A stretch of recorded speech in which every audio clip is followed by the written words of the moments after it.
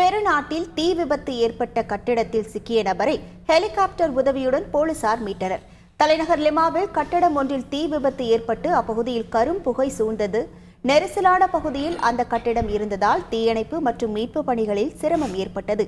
எனினும் அந்த கட்டிடத்தில் சிக்கிய நபரை போலீசார் ஹெலிகாப்டர் உதவியுடன் பத்திரமாக மீட்டனர்.